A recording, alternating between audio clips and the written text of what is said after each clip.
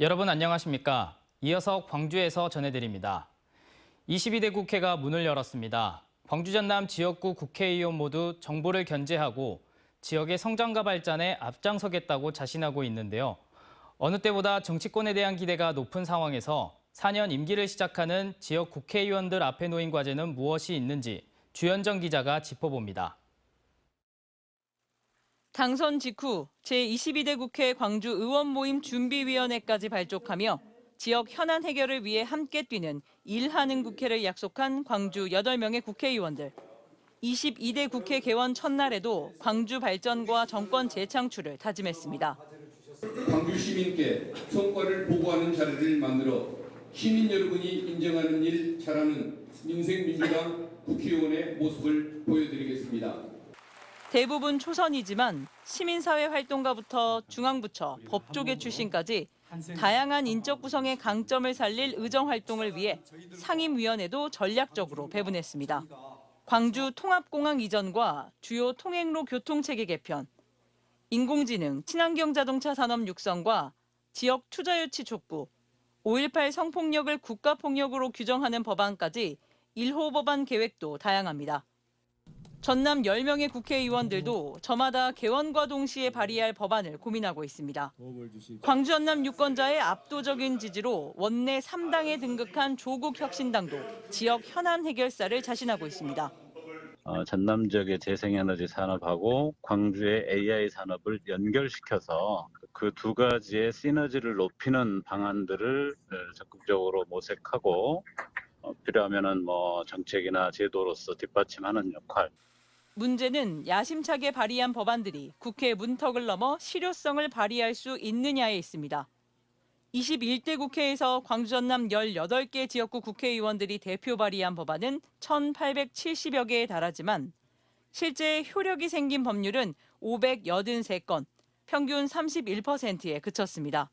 입법 평가를 통해서 각 국회의원들이 어떠한 입법을 했고 그게 입법에 어떻게 반영됐는지를 다 평가를 해서 그걸 이제 공개하는. 올 8월에 치러질 민주당 전당대회에서의 역할론도 관심사입니다. 인적 구성은 다양해졌지만 초선 일색, 호남 정치복원이라는 무거운 숙제 앞에 중량감이 떨어질 수밖에 없기 때문입니다. 지역 발전을 위해서 우선적으로 해야 될 거는 서로 네거티브 하지 말고 자기 쪽에서 싸우지 말고 일단 큰 테두리 안에서 보면은 예산 확보와 법률 제정 외에도 전남을 동서로 가른 국립이대 문제, 감정골이 깊어지고 있는 광주 통합공항 이전 논의 물고 등 지역 현안과 관련된 문제에서도 초선의 한계를 극복하는 큰 숙제를 안고 있습니다. 22대 국회 앞에 놓인 과제가 결코 가볍지 않습니다. MBC 뉴스 주현정입니다. 광주시가 군공항과 민간공항 동시 이전 설득을 위해 세 번째로 무안군을 방문합니다. 고강환 광주시 행정부시장과 공무원 등은 내일 오전 무안군 현경면 일대에서 강기정 시장이 쓴 약속의 편지와 홍보물 등을 무안군민들에게 전달합니다. 무안 현경면은 군공항 이전 시 소음 피해 지역 대상에 포함되는 곳으로 광주시는 해당 마을 주민들에게 소음 피해 대책 등을 설명할 예정입니다. 2년 전 스쿨존에서 해제됐지만 여전히 안내 표지판 등 각종 시설물이 그대로 남아있는 곳이 있습니다. 안전시설물이 사라지고 나서야 이 사실을 알게 된 학부모들이 뒤늦게 민원을 제기했지만 행정당국은 스쿨존 재지정은 어렵다는 입장인데요. 어찌된 일인지 서일령 기자가 취재했습니다. 초등학교 후문과 어린이공원 옆에 위치한 목포의 한 도로. 어린이 보호구역, 스쿨존의 시작과 끝을 알리는 표지판이 설치돼 있습니다. 신호를 기다리는 아이들이 더 잘 보이도록 한 노란색 안전지대도 보입니다. 그런데 이곳은 규정상의 스쿨존이 아닙니다. 2년 전 목포시가 주정차 불편 민원 급증 등의 사유로 스쿨존에서 해지했기 때문으로 무늬만 스쿨존이었던 겁니다. 어린이 보호구역이 해제되면서 이곳 도로변에는 주정차가 가능해졌습니다. 지난 3월에서야 이 사실을 알게 된 학교 측은 급하게 스쿨존 재신청에 나섰지만 이후 오히려 노면에서 스쿨존 흔적을 지우는 공사가 진행됐습니다. 스쿨존이 반드시 다시 필요하다는 학교 학부모 측과 인근 상인들의 반대가 여전히 부딪히는 상황. 그 근처에 학원이 있기 때문에 거기 놀이터도 있고 더우면 앞에서 슬러시 사 먹고 뻔뻔하게 왔다 갔다 하는 공간인데 실제 스쿨존 내 주정차를 금지하는 민식이법 시행 이후 인근 상인 등을 중심으로 스쿨존을 꺼리는 분위기가 형성되면서 일부 해지로도 이어지고 있습니다. 하지만 여전히 최근 4년 어린이 보호구역 사고 유형 중 불법 주차된 차량으로 인한 사고가 전체 37.9%로 가장 많습니다. 이 같은 중요성에도 법규상 당사자인 학교는 이번 스쿨존 해지 관련 협의 통보 대상에서 제외됐습니다. 규정상 의무사항이 아니기 때문인데 이처럼 시설 철거가 되지 않으면 스쿨존 해지 여부를 알 방법이 없습니다. 당연히 협의 과정이 거쳐야 되지 않을까요? 있어야 되는 거 아닌가요? 왜 그러냐면 그 애들 통행의 문제, 애들 그 등하교라든지 아니면 어떻게 보면 이게 민식이법하고도 관련이 있지 않아요? 취재 결과 규정상 스쿨존 해지는 지자체가 경찰과 협의 후 해제하도록 되어 있지만 이마저도 지켜지지 않았던 것으로 드러났습니다. 공청회를 연다거나 경찰서에서 이렇게 이 부분에 대해서 어떻게 해갖고 해제를 해야 되겠다는 그런 어떤 자리는 없었다 하더라고요. 스쿨존 해제 과정에서 절차상 문제가 있었음을 인정한 목포시는 30km 속도 제한 표식과 적색 노면 등 일부 안전시설을 복구하겠다면서도 스쿨존으로 재지정은 어렵다고 밝혔습니다. MBC 뉴스 서희령입니다. 지난 4월 기존 정원의 디지털을 융복합해 새롭게 개장한 순천만 국가정원이 기대 이상의 흥행몰이를 이어가고 있습니다. 특히 올해 들어서는 외국인 관광객들도 늘어나고 있는 것으로 집계되고 있습니다. 김주희 기자가 보도합니다. 지난해 1,000만 명에 육박하는 흥행 기록을 세운 순천만 국제정원 박람회. 정원 박람회의 주 무대였던 순천만 국가정원이 지난 4월 정원 속에 디지털을 융복합한 새로운 모습으로 재개장한 이후 박람회 기간에 못지않은 흥행몰이를 이어가고 있습니다.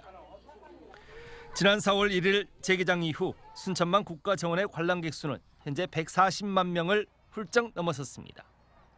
특히 올해 주목해볼 만한 대목은 지난해에 비해 외국인들의 관심이 크게 높아졌다는 점입니다. 벌써 외국인 방문객 수만 10,000여 명을 넘었습니다. 외국인의 경우는 4월 개장 이래로 매일 200명에서 400명 정도가 다녀가셨습니다. 지금까지 총 10,000여 명 정도가 다녀가셨고요. 주한미군의 경우 6회차에 거쳐서 500명이 다녀가셨습니다. 외국인 관람객들은 순천만 국가정원이 국내외 어디에서도 찾아보기 힘든 특색 있고 매력적인 관광지라고 말합니다. The garden is very beautiful. It's very colorful, a lot of colors, so many different flowers, different types. It's really amazing to look at and see. I love it here. 순천만 국가정원이 기존 보는 정원을 뛰어넘어 디지털을 융합해 즐기는 정원으로 과감하게 변화한 데 대해 관람객들도 긍정적으로 반응하고 있는 것으로 분석됩니다.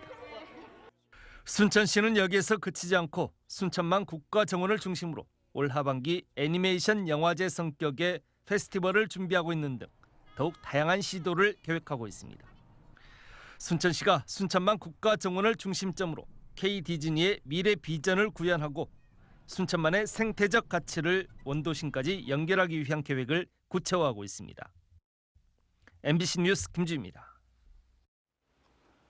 5.18 민주화운동 사적지인 옛 국군 광주병원터가 도시공원으로 재탄생했습니다.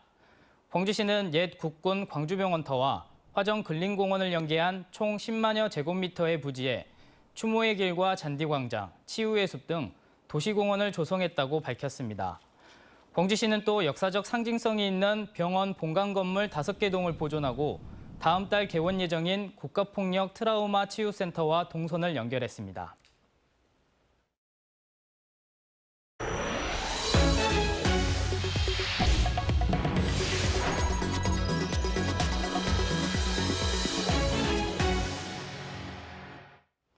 광주시가 정당이 현수막을 내걸 때 각 행정동별로 2개 이하로 설치하도록 규제 강화에 나섭니다.